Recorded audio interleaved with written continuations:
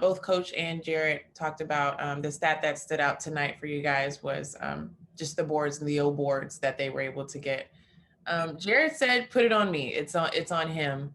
But as far as what everybody else could do to help in that department, does anything stand out? Just pretty much we all gotta help him on the boards. Even though that he had a lot of the smack backs, we gotta just continue to box our man out. And even sometimes if our man don't go, we gotta go help JA. He's a tremendous rebounder, him and K Love, and we can't leave him out there on the island just because they're big, they're strong, guys are athletic as well, just like they are. So when it's like that, we just got to go help him and just allow him to make sure he's able to rebound it, and then we be able to get out and run. But we got to make sure we secure the board. I don't know how many offensive rebounds or whatnot they had, but they definitely got some points from those. So when it's like that, it's kind of hard to win games. You guys had 18 assists at halftime. I believe you had 9 in the second half. What was the difference to you as far as how you guys were able to execute offensively?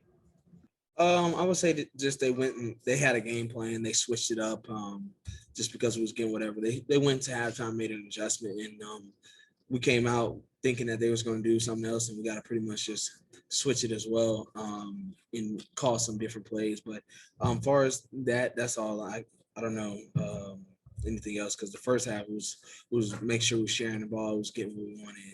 And second half was kind of a little stagnant and just pretty much playing into the switches.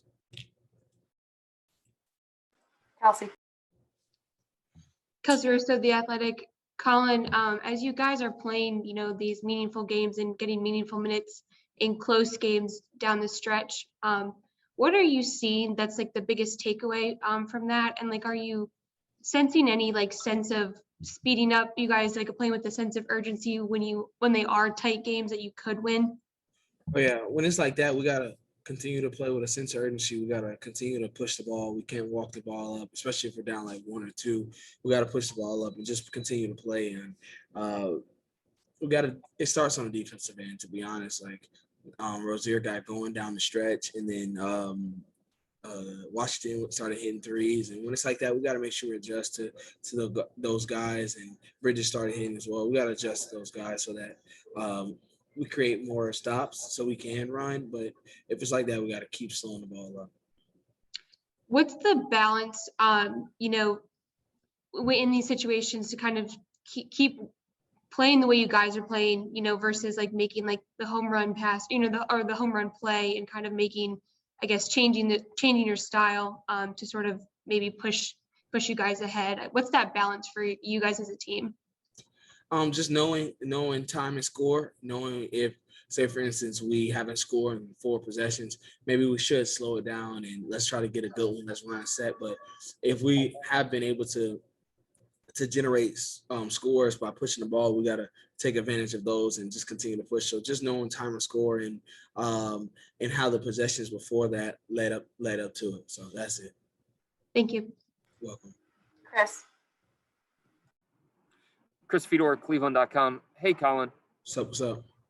Hey, you mentioned falling into the trap of their switches. What is the greatest challenge for you guys as an offense against a switch-heavy defense? Well, I would say you said the greatest challenge. Yeah. Just because you got a mismatch, and certain times, no matter who it is, we try to exploit the mixed match and try to go at them. But we got to just continue to play, continue to move the ball, and then sometimes we try to force it in, maybe to K Love or JA or Larry, and we just don't give them no outlets. And we just stand and wait and see if they're going to go to work. So when it's like that, we just got to continue to play, just move the ball. And then if it comes to them, it comes to them. But we got to make sure that we don't just get stagnant always trying to look for those inside passes or even the switches for the guards. And then from your perspective, what do you feel like was the greatest contributor to the 17 turnovers that you guys had as a team?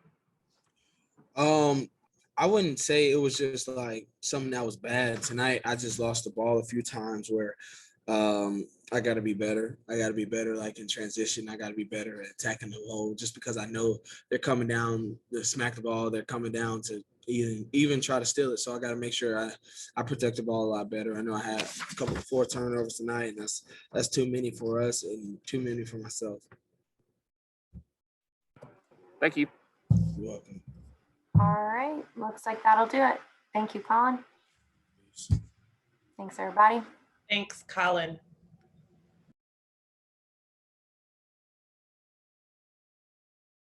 That's it for us tonight, everybody. So they got Jarrett, just looking at the stats, you guys were able to shoot over 50% from the field, had 27 assists, but the turnovers, 17 and 18 points that you gave off of that, somewhat, killed you in the end. Do you know what led to those turnovers towards the end? A lot of the turnovers, in my opinion, were just simple mistakes on our end, just trying to rush, trying to make the home run play in the second half when things got a little tighter. And even in the first quarter, I think we had 7 of them that were easily controllable on our side. So what's that discussion? Because the first half, even with the 6 turnovers that you guys had in the first quarter, you guys were still seeming to take care of business offensively. I mean, it was going back and forth defensively, but you guys had the lead at half. So what was that discussion to fine tune things or to change things in the second half? Just make the right play, slow it down, make the right play, make the right read.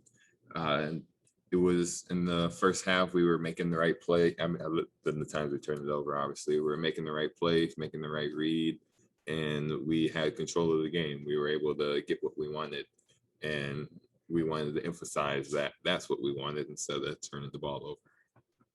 And I know that the Hornets are known for their zone as well. Was that something that kind of threw you out of a rhythm offensively in a sense? Right, a little bit, trying to play offense against 2 different defenses. I think it can throw us for a loop at times, trying to be able to call a play for a man defense and then have to run it against the zone. Kelsey Russo, The Athletic. Jarrett, you kind of mentioned it a little bit with making like the home run plays, but in these meaningful games, and when they're in like close settings like this one, do you sense like a sense of urgency at all to like make, like win the game, make those home run plays that's sort of maybe leading to more mistakes than actually being successful in a sense? I think a little bit. It's in the sense that we're ready to win. We want to win. We know what is at stake if we do win or we don't win. So I think we do get a little sped up in terms of knowing what's to happen if we lose. Do you think that's like just a conversation that has to be had during like a timeout or something, just a reminder to like, I guess, sort of calm down in a sense, just kind of moving in that fourth quarter? I think it is, and it's one of those things that comes with experience. The more you experience things like this, the more you're able to make the right decision in certain game time moments. Thank you. No problem. Ashley. Ashley Bastock, Akron Beacon Journal. Jarrett, with the 15 offensive rebounds for them, I guess just from your view, what was happening on that side of the court on the glass? Bismack, I have to do a better job. That falls on me. On my matchup, he got way too many offensive rebounds, which turned into the extra possessions for the Charlotte Hornets, which led to extra 3s on their end.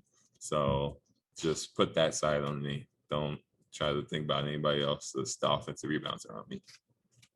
And then just with the turnovers, as a guy who has missed some time recently, I know you guys are more full strength now than you have been in recent weeks and months, but do you think like there is still that element of learning how to play all together, Kind of yes and no. At the end of the day, we do have to make it work somehow. We're always going to try to learn how to play together, but we have to start bringing it together if we want to get where we're trying to go. Chris Fedor, Cleveland.com. Hey, Jarrett. Hello. What's the greatest challenge for you guys on offense when playing against a switch-heavy defense? Ooh, that's a good one.